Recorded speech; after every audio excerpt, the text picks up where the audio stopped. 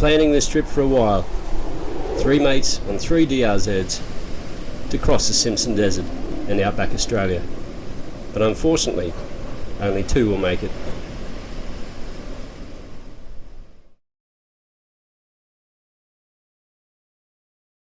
We're off on our trip finally to the desert. DRZs already. Got all my electronics in there, clothes, all my camping gear, cooking gear, spare parts. Gonna meet the boys at Aratula this morning, and yeah, we'll go from there. Day 1. Obviously she's loaded up a bit, but we're away for 18 days, so we'll be prepared. Day 1.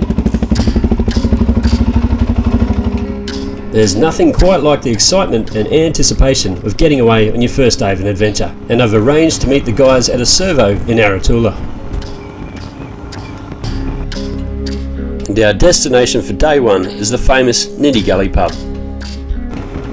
The distance for today's ride will be around 500 kilometres, but we would have already travelled 80 and 120 kilometres respectively just to meet up.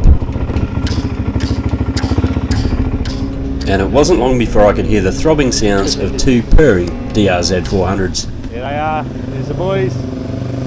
Rolling in first is our trail boss Craig, who has painstakingly planned this entire trip kilometre by kilometre. How are ya? After first buying our bikes, we've basically spent months upgrading and personalising our DRZs to turn them into adventure bikes. And you can see each individual take on that. Oh, here we are. Craig has also kindly organised intercoms between us, and with that, the banter has started already. You cruel bastard. Since Paddo's upgraded his suspension, his bike is a little taller and he's having a little bit of trouble getting on. And Craig is determined to catch it on camera, just in case he falls off. You got 2 cameras on you. But no such luck this time, Craig. Okay. After months and months of planning, it's finally time to get this trip underway. That is, if we can get a break in the traffic. Go now.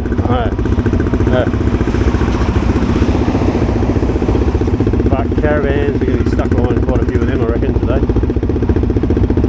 Yeah, that's right. That's what I'll be taking across the Simpson in about 20 years to 1. Nobby's on it. Haven't seen that though, actually. Nobby's on it.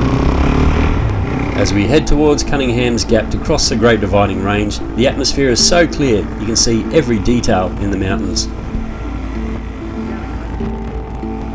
This section of the Cunningham Highway is a great road to ride, with its sweeping turns and picturesque scenery.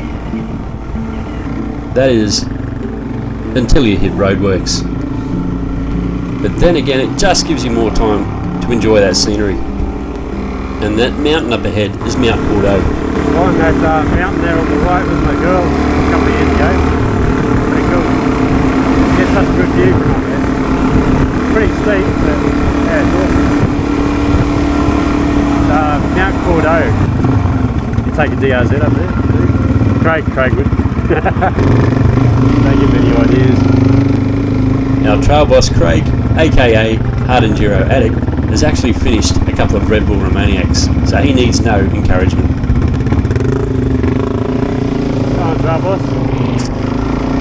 The shipping containers here are actually there to stop rock falls.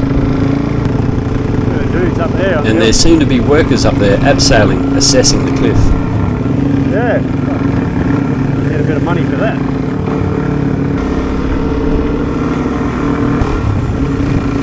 Pulling up to the next set of roadworks, Paddo wants to assess his luggage. There's a little chair thing with one of these grounds. Yeah, it's still there. Not flopping around? No, not at all. Nah, rock solid. All good. Good, Burns, you hear that? Rock solid. Rock solid. There As good mates do, it sounds like Craig's maybe been giving him a bit of a hard time about it. And as we're coming into springtime, you can see the wattle, this lovely shade of DRZ yellow.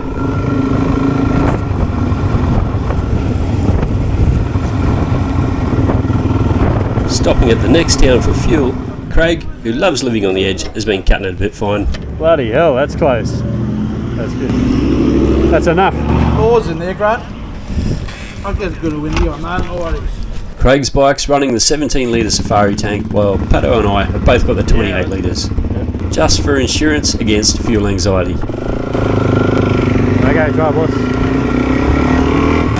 Heading further west, we roll into the small country town of Yalabin, and the first thing you notice is the silo art on your right. Small country towns take great pride in their appearance. What a perfect way to hide what would have otherwise been an eyesore. As we roll into the next major town of Goondiwindi, you'll notice with their art, someone has definitely got a sense of humour. There's the coat of arms, and there we have Rapanui in Goondiwindi, Easter Island heads, and if you look closely, that second one's upside down. And I'm not sure what's going on with that one, but it makes it interesting. As we take the turn off of St George, we're now getting closer to our destination. And the further west you go, the more the countryside seems to change.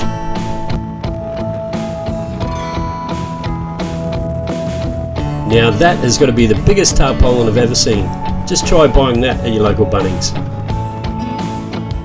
Not far now, because here's the turn off for Nindigully. And we can just about taste that first beer already.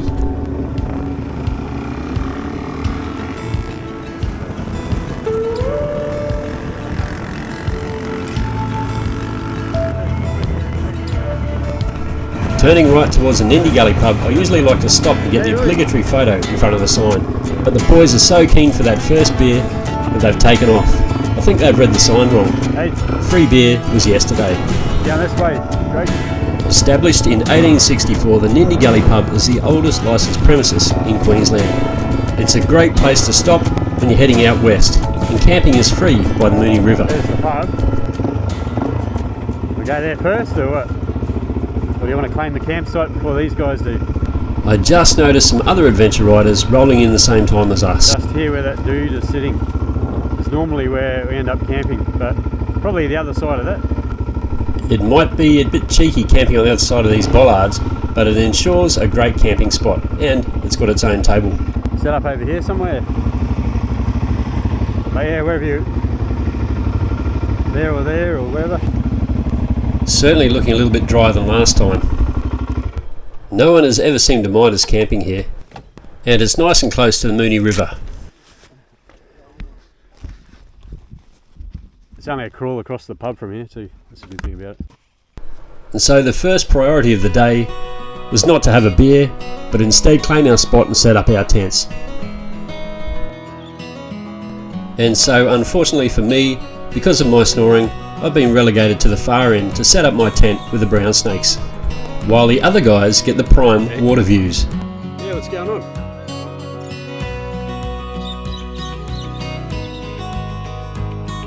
So now that business is taken care of, and we've got our tents set up, our next priority of the day, which probably should have been the first, is having a nice cold beer at the Nindigully Pub.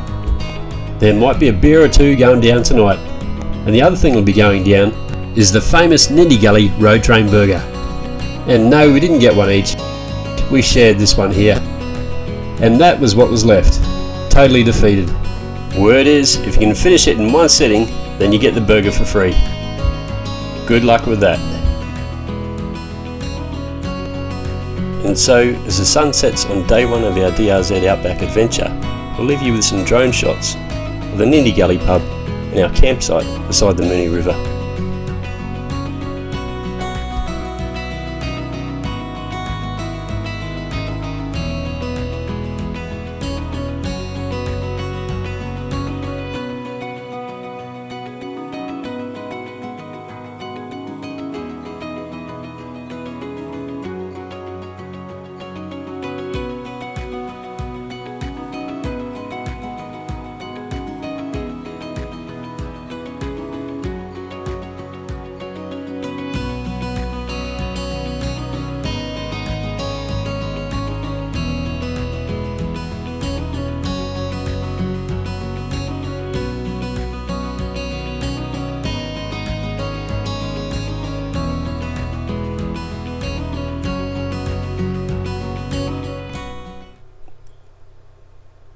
Stay tuned to day 2 of our DRZ Outback Adventure when we head from Nindigully to Thargomindah. where we finally get that photo, and we head to St George for breakfast, where Pato finds an issue with his DRZ. We then head west and have a quick breather at Boulogne. And the further west we head, the more it starts to feel like the Outback. We make a quick fuel stop at Cunnamulla and a check on Pato's bike. Cunnamulla, what are we at? Craig has a close call with a family of emus.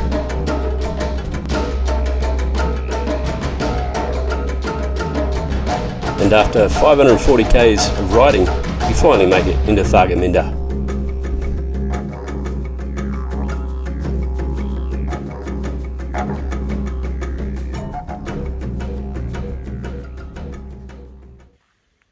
Here's our campsite, Thargomindah.